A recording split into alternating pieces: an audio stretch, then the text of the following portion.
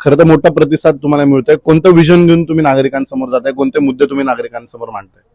खरं पाहायला गेलं तर महत्वाचा प्रश्न आहे तो म्हणजे ट्रॅफिकचा. आणि तासनतास जनता त्या ट्रॅफिकमध्ये अडकत आहे आणि ही खूप मोठी समस्या आहे. त्याच्यानंतर महत्वाचा आणखी एक प्रश्न म्हणजे पिण्याचं पाणी. जे पाणी नागरिकांची फसवणूक करून त्यांना सांगितलं जातं की आसखेडवरनं आले, आंध्रावरनं पाणी आले, पण खरं पाहायला गेलं तर प्रत्यक्षात परिस्थिती वेगळी आहे आणि हे इंद्रायणी नदीचं पाणी फिल्टर करून नागरिकांना प्यायला दिलं जातं. तर याच्यावरती आम्ही आवाज उठवणार आहोत आणि नागरिकांना स्वच्छ आणि चांगलं पाणी कसं भेटेल याच्यावरती आम्ही काम करणार आहोत. प्रभागामध्ये असंख्य प्रश्न प्रलंबित आहेत जे पूर्ण करायचे बाकी आहेत.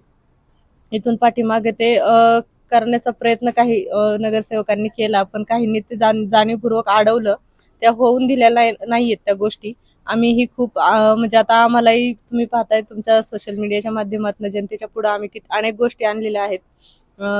रस्त्याचा प्रश्न असेल, आरक्षणाचा मेन मुद्दा असेल आणि त्याच्यासाठी आंदोलनं आणि उपोषणं केलेली आहेत आणि काही प्रश्न सोडवले देखील आहेत आणि काही बाकी पण आहेत.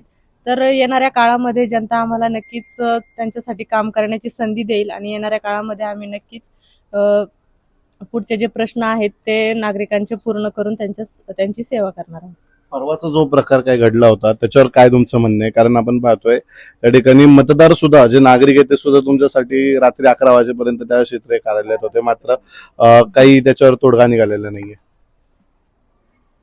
परवाची परिस्थिती खूपच वेगळी होती. ज्या दिवशी आम्ही फॉर्म भरला तर 3 वाजेपर्यंत आम्ही तिथे होतो आणि 3 वाजायला 5 कमी असताना वसंतभाऊ बोराटे असतील आणि विशालभाऊ आहेर असतील यांनी फॉर्म भरले.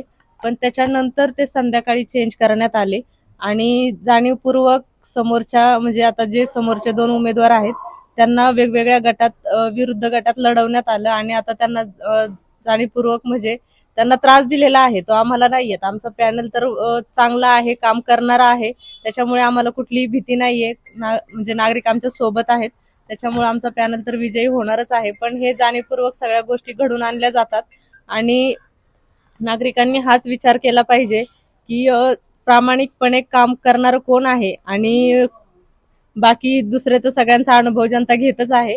पण आम्हाला विश्वास आहे जनता आमच्या पाठीशी खंबीरपणे उभी राहील आणि आम्हाला सेवा करण्याची संधी देईल.